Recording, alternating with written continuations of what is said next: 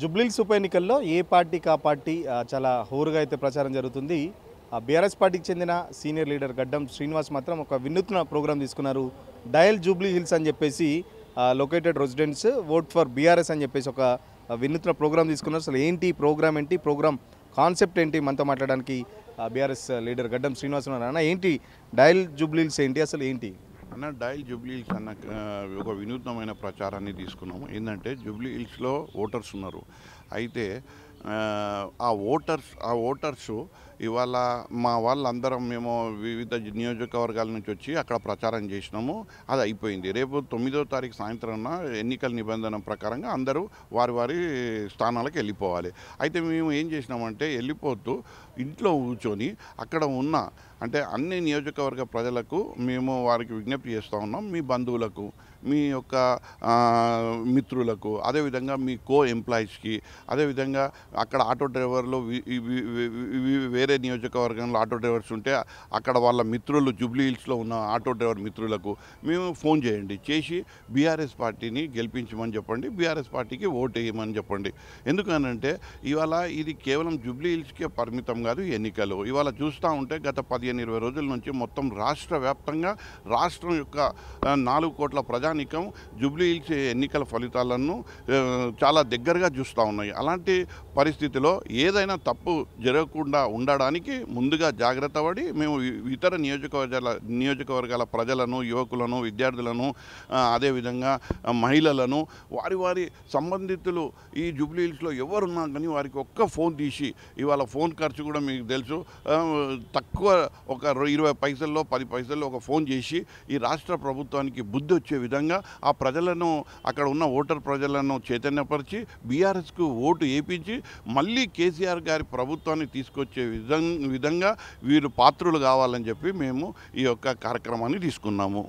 అధికారంలో కాంగ్రెస్ పార్టీ ఉంది, అడగట్లేదా మరి బీఆర్ఎస్ పార్టీకి ఎందుకు ఓటేయాలని చెప్పేసి ఏమడుగుతున్నారు? ఎట్లా ఉంది రెస్పాన్స్ సంబంధించి ఏం చెప్తారు అన్న? అధికారంలో కాంగ్రెస్ పార్టీ ఉంది, అదే మా ఆయుధం. ఎందుకనంటే అధికారంలో కాంగ్రెస్ పార్టీ ఉన్నప్పటికీ వాళ్ళు ఏదైతే మేనిఫెస్టోలో పెట్టినరో, 6 గ్యారెంటీలు అన్నారో, 420 హామీలు అన్నారో అవన్నీ బూట దాఖలు అయిపోయినాయి.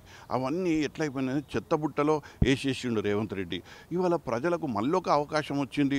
రేవంత్ రెడ్డికి ఒక మంచి గుణపాఠం చెప్పే విధంగా ఇవాళ ప్రజల చేతిలో ఒక అస్త్రంగా ఇవాళ ఓటు, జూబ్లీ హిల్స్ ఓటు ఉంది. కాబట్టి ఆ యొక్క జూబ్లీ హిల్స్ ఓటును చాలా పవిత్రంగా, చాలా హోందాగా, చాలా ఏంటంటే ఒక తెలివిగా మనము ఇవాళ ఆ ఓటును వినియోగించుకోవాలని అక్కడి ప్రజలను, మొత్తం రాష్ట్ర వ్యాప్తంగా ఉన్నటువంటి ప్రజలకు అందరికీ కోరుతా ఉన్నాం. మీరు ఫోన్ చేయండి, మీ మిత్రులకు చేయండి, మీ బంధువులకు చేయండి, మీ యొక్క ఐటీ ప్రొఫెషనల్లకు చేయండి, అక్కడ ఉన్న వాళ్ళకు, అదేవిధంగా అక్కడ ఉన్న ఆటో డ్రైవర్లకు ఫోన్ చేయండి, చేసి ఒక్కటి చెప్పండి.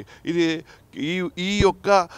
ఈ ఎన్నిక ఎవరి పక్షానంటే కేసీఆర్ వర్సెస్ కాంగ్రెస్ గవర్నమెంటు. ఇక్కడ అభ్యర్థులు కాదు ముఖ్యం, ఇక్కడ కేసీఆర్ వర్సెస్ కాంగ్రెస్ రేవంత్ రెడ్డి ప్రభుత్వం మధ్యలో జరుగుతున్నటువంటి ఎన్నిక. కాబట్టి ఈ ఎన్నికల్లో ఘోరంగా ఓటమి పాలయ్యేటట్టు రేవంత్ రెడ్డికి ఇవాళ మనము తెలియజేయవలసిన అవసరం ఉన్నది. ఆయన చెంప చల్లుమన్నట్టుగా ఇవాళ మొత్తం జూబ్లీ హిల్స్ ప్రజలు పూర్తిగా సన్నద్ధులు కావాలి, దానికి స్వీకారం చెంప చెల్లుమని రేవంత్ రెడ్డి చెంప చెల్లుమని చేయాలని చెప్పేసి మీరు అంటున్నారు. కాంగ్రెస్ వాళ్ళేమో కంటోన్మెంట్ ఎమ్మెల్యే రిపీట్ చేసి మళ్ళీ బీఆర్ఎస్ వాళ్ళ చెంపలు పలకొడతామని చెప్పేసి కాంగ్రెస్ చెప్తున్నారు. ఎట్లా చెప్తారు మరి? అన్న, మీరు రిపోర్టరే, మీరు ఒక సీనియర్ రిపోర్టరు, తెలుగు వెలుగు అంటే ఒక మంచి ప్రముఖమైనటువంటి ఛానళ్ళు. అప్పటి పరిస్థితి ఇప్పటి పరిస్థితిలో మార్పు లేదా? అప్పుడు గవర్నమెంట్ రాగానే జరిగిన ఎన్నికలు, అప్పుడు ప్రజలలో ఇంకా విశ్వాసం ఉండే ఎవరి మీద? రేవంత్ రెడ్డి మీద. అయ్యో చేస్తాడేమో, 6 నెలల తర్వాత చేస్తాడేమో, ఇప్పుడే వచ్చిండు కదా, 1 సంవత్సరం తర్వాత చేస్తాడేమో అని. కానీ అట్లా చేయకుండా ఇవాళ మొత్తం ఆయన ఏం చేసిండంటే ఆయన నిర్ణయించుకున్నాడు, ఈ ప్రజలను మోసగిస్తేనే మనం వెంబడి ఉంటారు. ఆయన స్వతహాగా ఆయన కూడా పలు సందర్భాలలో కూడా చెప్పిండు. అదే ఇవాళ ఏంటంటే కార్యాచరణలో ఆయన చూపెడతా ఉన్నాడు. 2 సంవత్సరాలు అయింది, నువ్వు ఆడ కంటోన్మెంట్లో ఇచ్చిన హామీలు ఏమైనాయి? ఆ హామీలు నువ్వు ఎన్ని చెప్పలేవు? స్టేడియం కట్టిస్తా అన్నావు, 4,000తో ఏదో కారిడార్లు అవి ఇవి ఉన్నాయి లేనివన్నీ బొకాంచి ఏం చేసినావు? అవి పక్కన పెట్టినావు. ఇప్పుడు జూబ్లీ హిల్స్ మీద పడ్డావు. పడి ఏమంటున్నావు? ఆయన ఒక మాట గమ్మత్ అంటాడు, ముస్లింలు అంటే కాంగ్రెస్, కాంగ్రెస్ అంటే ముస్లిం. ఇది చాలా హాస్యాస్పదం. అంటే కాంగ్రెస్కు ముస్లింల వాళ్ళ బతుకు తెరుకు ముడిగట్టిండా, లేకపోతే ఆ మతాన్ని ముడిగట్టిందా అనేది తెలుస్తలేదు. ఆ మతం పుట్టింది ఎప్పుడు? కాంగ్రెస్ పుట్టింది ఎప్పుడు? ఇది కాంగ్రెస్ లేకపోతే ముస్లింలకు ఇజ్జత్ లేదు, కాంగ్రెస్ లేకపోతే అసలు ముస్లిం లేరు అంటారు. ముస్లింలు ముందు పుట్టిరు కదా, మైనార్టీస్ ఉన్నారు. ఆ తర్వాత నువ్వు వచ్చినావు, నీ పార్టీ వచ్చింది.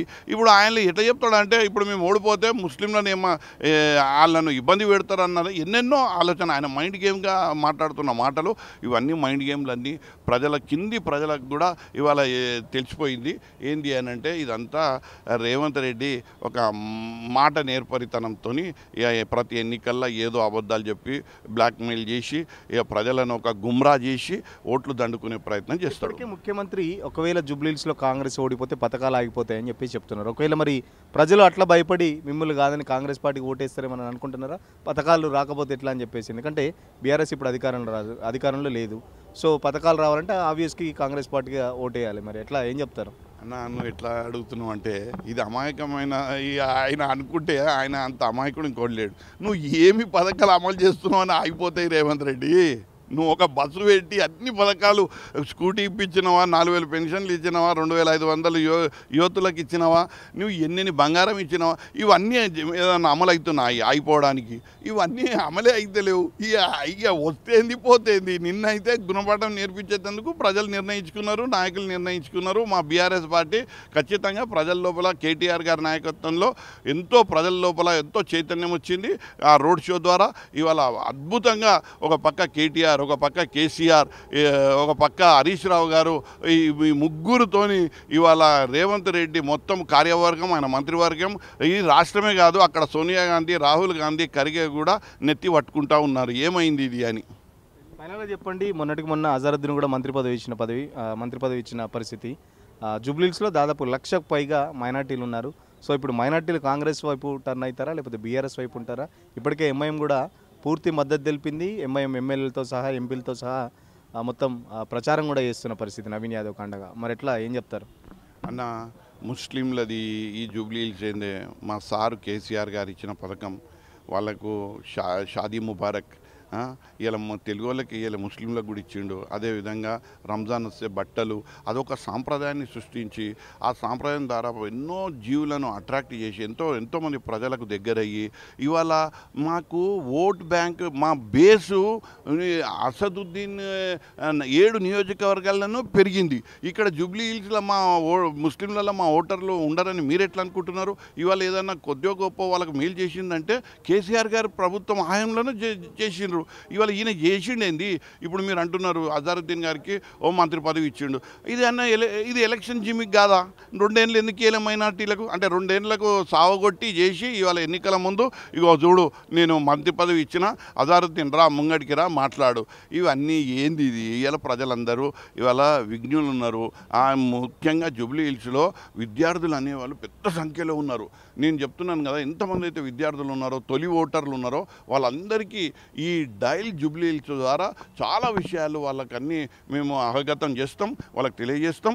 తద్వారా బీఆర్ఎస్ పార్టీని బంపర్ మెజారిటీతో గెలిచి కేసీఆర్ గారి నాయకత్వం ఇక్కడి నుంచే మళ్ళీ రాష్ట్రంలో కేసీఆర్ ప్రభుత్వం వచ్చేంత వరకు ఈ వేగం, ఈ ఊపు ఆగదని ఆ రకంగా ప్రజల్లో విశ్వాసం తీసుకొచ్చి మేము గెలుపు బాటలో నడుస్తామని తెలియజేస్తా ఉన్నాం. ఓకే, ఖచ్చితంగా రాష్ట్రంలో ఎక్కడ ఏ నియోజకవర్గంలో ఉన్నా జూబ్లీహిల్స్ సంబంధించి వాళ్ళకి ఫ్రెండ్స్ కానీ రిలేటివ్స్ కానీ ఉంటారు. సో రాష్ట్రంలో నియోజకవర్గ ప్రజలందరూ జూబ్లీహిల్స్లో ఉన్న తమ స్నేహితులకు కానీ, రిలేటివ్స్ కానీ, బంధువులకు కానీ ఇట్లా ఖచ్చితంగా బీఆర్ఎస్ పార్టీకి ఓటు వేయాలని చెప్పేసి ఒక కార్యక్రమం అయితే తీసుకున్నాం. ఎందుకంటే కాంగ్రెస్ పార్టీ వచ్చినప్పటి నుంచి దాదాపు అన్ని అంశాల్లో ఫెయిల్ అయింది. సో ఖచ్చితంగా ఇచ్చిన హామీలు కానీ 6 గ్యారెంటీలు ఎట్లాగూ పథకాలు ఏం రావట్లేదు. ముఖ్యమంత్రి ఏ పథకాలు వస్తున్నాయని చెప్పేసి ఆప్తా అని చెప్పేసి బెదిరిస్తున్నారో జూబ్లీహిల్స్ ప్రజలు అర్థం చేసుకుంటున్న పరిస్థితి. సో ఖచ్చితంగా బీఆర్ఎస్ పార్టీ బంపర్ మెజార్టీతో జూబ్లీహిల్స్ ఎన్నికల్లో గెలవబోతుందని చెప్పేసి గడ్డం శ్రీనివాస్ చెప్తున్న పరిస్థితి. వీడియో జర్నలిస్ట్ సతీష్తో సురేష్, తొలి వెలుగు కోసం. అసలైన తొలి వెలుగు. ఫాలో వాట్సాప్ @తొలి వెలుగు official.